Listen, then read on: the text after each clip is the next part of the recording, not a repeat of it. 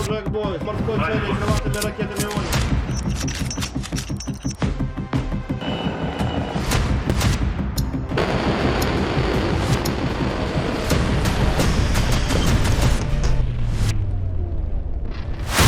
दो धमाकों ने रूस को हिलाकर रख दिया। दो धमाके, दो लोकेशन और रूस के साथ अब नेटो की सबसे बड़ी टक्कर नजर आ रही है। पहला धमाका रूस में राजधानी मॉस्को से 100 किलोमीटर पश्चिम में एक मालगाड़ी ट्रक से टकरा जाती है। धमाका बहुत बड़ा होता है। हादसा है, हमला है या कोई साजिश? जांच बहुत तेजी से चल रही है। दूसरा धमाका पोलैंड में नेटो के युद्धाभ्यास को लेकर बहुत बड़ा सिग्नल मिल रहा है। एक बार फिर देखिए ये धमाका। पोलैंड में युद्धाभ्यास ने रूस और नेटो के बीच युद्ध का खतरा टॉप लेवल पर पहुंचा दिया है। पुतिन और नेटो के बीच तनाव बढ़ता जा रहा है। पोलैंड में इस युद्धाभ्यास ने नेटो के कई देशों को रूस के खिलाफ बड़ा फैसला लेने का जोश भर दिया है। क्या अक्टूबर 2025 में नेटो और रूस की बहुत बड़ी टक्कर होने वाली है? और क्या इसकी वजह डोनाल्ड ट्रंप बनने जा रहे हैं? पोलैंड में हुए युद्धाभ्यास के दौरान ही डेनमार्क में रूस के ड्रोन की घुसपैठ की खबर है। हालांकि रूस ने इससे इनकार किया है, लेकिन डेनमार्क में रेड अलर्ट है। ड्रोन की घुसपैठ के बाद डेनमार्क के 2 एयरपोर्ट बंद कर दिए गए हैं और कई मिलिट्री अड्डे एक्टिव कर दिए गए हैं। दरअसल नेटो के युद्धाभ्यास ने डेनमार्क को हिम्मत दी है और अब डेनमार्क ने कहा है कि वो नेटो का आर्टिकल 4 लागू करने के बारे में सोच रहा है। डेनमार्क की प्रधानमंत्री लगातार यूरोप के नेताओं के संपर्क में भी बनी हुई हैं। Europæiske kolleger. Jeg har talt med den tyske kansler, den britiske premierminister, statsministerne i vores naboland Sverige og Norge og med den finske præsident.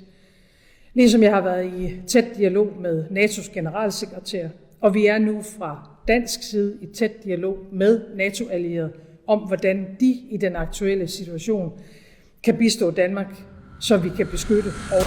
Denmark की प्रधानमंत्री ने कहा कि नॉर्वे, पोलैंड और रोमानिया के बाद अब उनका देश खतरे में है, क्योंकि इन 3 देशों में ड्रोन वाली घुसपैठ के बाद अब यही पैटर्न डेनमार्क में भी दोहराया गया है।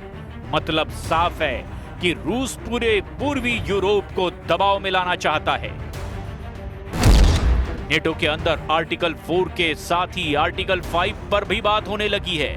नेटो का आर्टिकल 4 कहता है कि अगर कोई सदस्य खतरा महसूस करता है तो उस पर चर्चा के लिए बैठक बुलाई जा सकती है।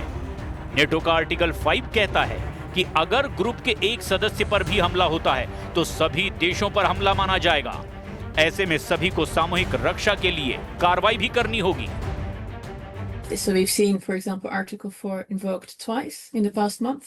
Once by Poland, after we saw like a large number of drones enter its airspace from Russia, Russian drones enter its airspace, and then we've seen it invoked again later in September by Estonia after Russian jets entered its airspace. NATO में हुई इस हरकत के बीच America से आई एक बड़ी खबर ने रूस में पैनिक मचा दिया है। डोनाल्ड ट्रंप के रक्षा मंत्री पीट हेग्सेथ ने सैकड़ों अमेरिकी जनरलों और कमांडरों को तलब किया है। जल्द ही अमेरिका के वर्जीनिया में मरीन कोर बेस पर सबको इकट्ठा होने को कह दिया गया है। इसे अमेरिकी सेना में बहुत असामान्य सी बात कहा जा रहा है, जो पिछले 30 सालों में पहली बार हो रहा है। सवाल ऐसे में उठ रहा है कि क्या अमेरिका एक बड़े युद्ध में शामिल होने की तैयारी कर रहा है? इन कमांडरों में सभी ब्रिगेडियर जनरल या उससे ऊपर की रैंक के अफसर हैं। यूरोप, पश्चिम एशिया और एशिया प्रशांत सभी जोन से इन कमांडरों को अमेरिका बुलाया गया है। अब सवाल यह है कि डोनाल्ड ट्रंप और उनकी वॉर टीम किसके खिलाफ सबसे बड़े युद्ध की तैयारी कर रही है, क्योंकि दुनिया में कई वॉर जोन एक्टिव हैं और डोनाल्ड ट्रंप को महसूस हो रहा है कि अब उन्हें वॉर जोन में उतरना ही होगा। क्या डोनाल्ड ट्रंप रूस के खिलाफ युद्ध लड़ेंगे? क्या ईरान के खिलाफ सेना उतारेंगे? क्या यमन के टुकड़े टुकड़े कर देगा अमेरिका?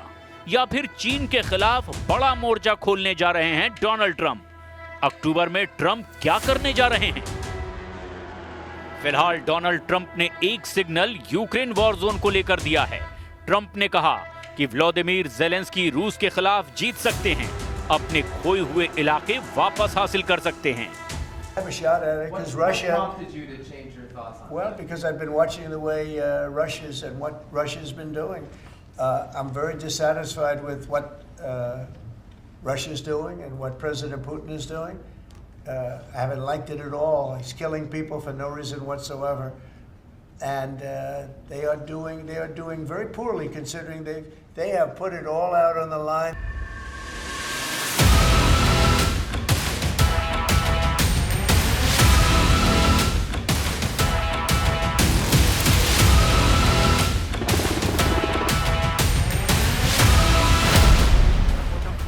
इससे पहले ग्रीनलैंड में अमेरिका और नेटो बड़ा इशारा कर चुके हैं।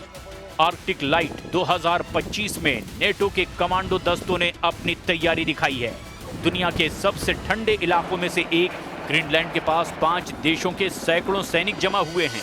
ये है अगस्टा वेस्टलैंड का EH-101 हेलीकॉप्टर, जिससे कमांडो एक जंगी जहाज पर उतर रहे हैं। मिशन है दुश्मन के जहाज पर कब्जा। डेनमार्क, फ्रांस, जर्मनी, स्वीडन और नॉर्वे आर्कटिक लाइट 2025 युद्धाभ्यास में इन 5 देशों के 550 सैनिक जमा हुए हैं। 10 दिन के इस युद्धाभ्यास में नेटो देशों का साथ आना साफ साफ रूस को चैलेंज है। ये दुनिया के सबसे ठंडे इलाके यानी आर्कटिक में युद्ध लड़ने की तैयारी है।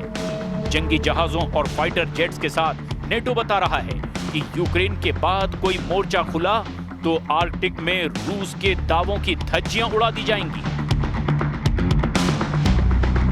ग्रीनलैंड पर अचानक अमेरिका की नजर पड़ी है, खासकर डोनाल्ड ट्रंप की। अमेरिका का दूसरी बार राष्ट्रपति बनने के बाद ट्रंप कह चुके हैं कि वो ग्रीनलैंड पर कब्जा करना चाहते हैं, क्योंकि ये अंतर्राष्ट्रीय और इलाकाई सुरक्षा के लिए बेहद जरूरी है। नेटो कमांडर भी चाहते हैं कि अमेरिका अब यहां पर दखल बढ़ाएगा और लगातार युद्धाभ्यास करे। They can do that. It's part of the 51 treaty that they have the possibility to expand their activities up here if they want to or need to, and I don't think that would be a problem. NATO अचानक Greenland में इसलिए active हुआ है क्योंकि Putin ने समुद्र में अपनी ताकत दिखाई है। ज़पाद 2025 युद्धाभ्यास के दौरान रूस की सेना ने हाइपरसोनिक क्रूज मिसाइल ज़िरकॉन दागी है। पुतिन ने इस मिसाइल को टेस्ट करने के लिए लोकेशन भी ग्रीनलैंड के पास ही चुनी है। बैरेंट्स सागर में इस मिसाइल को दागकर पुतिन ने बता दिया कि नेटो से अब आमने सामने के युद्ध के लिए रूस पूरी तरह से तैयार है। ज़िरकॉन हाइपरसोनिक क्रूज मिसाइल की लॉन्चिंग एक बार फिर देखिए, कैसे रूस की नौसेना मिसाइल फायर करने के लिए तैयार होती है। बैरेंट्स सागर में रूस का फ्रीगेट एडमिरल गोलोव मौजूद है। इसके क्रू को ऑर्डर मिलता है कि मिसाइल फायर की जाए। काउंटडाउन शुरू होता है। 5, 4, 3, 2, 1 और फायर। ज़िरकॉन मिसाइल लॉन्च होती है और अपने टारगेट की तरफ बढ़ जाती है।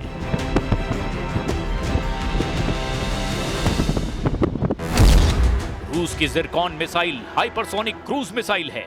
इसकी रफ्तार मैक 9 यानी करीब 11,000 किलोमीटर है। ये मिसाइल 1 सेकंड में 3 किलोमीटर का सफर तय करती है। ज़िरकॉन की रेंज 1000 किलोमीटर से ज्यादा है और ये जमीन से 28 किलोमीटर की ऊंचाई पर उड़ते हुए अपने टारगेट पर पहुंचती है।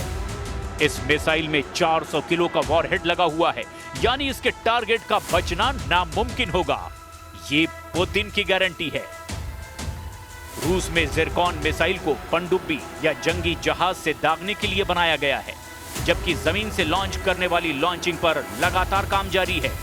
रूस से ऐसे बढ़ते हुए खतरे को लेकर नेटो बहुत ज्यादा बेचैन हो गया है और यही वजह है कि उसने भी अब आर्कटिक में युद्धाभ्यास करने का फैसला किया है। डोनाल्ड ट्रंप ने पुतिन को लेकर बड़ा यूटर्न लिया है।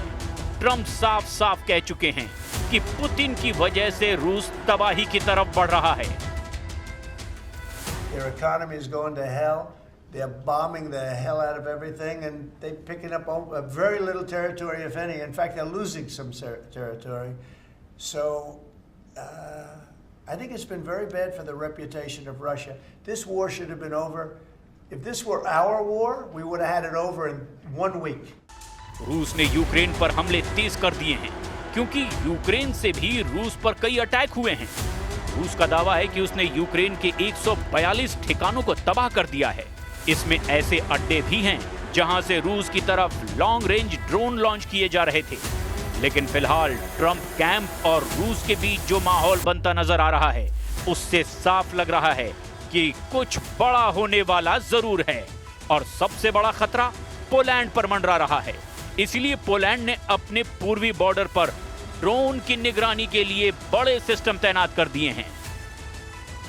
They're quite flexible. Was that we saw in the case of the Polish incursions, saw NATO launch a new operation called Eastern Sentry, which is to kind of police the airspace along kind of the NATO eastern flank, more proactively become more involved in the region among some other next steps. And now after the Estonian kind of consultation that was called, we've seen like NATO be quite, really set quite clear lines and express itself quite forcefully about this kind of continued incursions, like that there might be actual real consequences if Russia continues to do that and violates the airspace of other NATO members. अब उत्तरी Poland में उस जगह चलिए जहां से रूस का बॉर्डर सिर्फ 6 किलोमीटर है। ये जगह रूस के कलिनिनग्राद के बिल्कुल पास है, जो बाल्टिक सागर से लगा रूस का ही इलाका है। यहाँ पर पुतिन को रोकने के लिए पोलैंड की सेना उन लोगों को ट्रेनिंग दे रही है जो आम नागरिक हैं। कोई किसी सॉफ्टवेयर कंपनी में काम करता है तो कोई किसी फैक्ट्री में सुपरवाइजर है।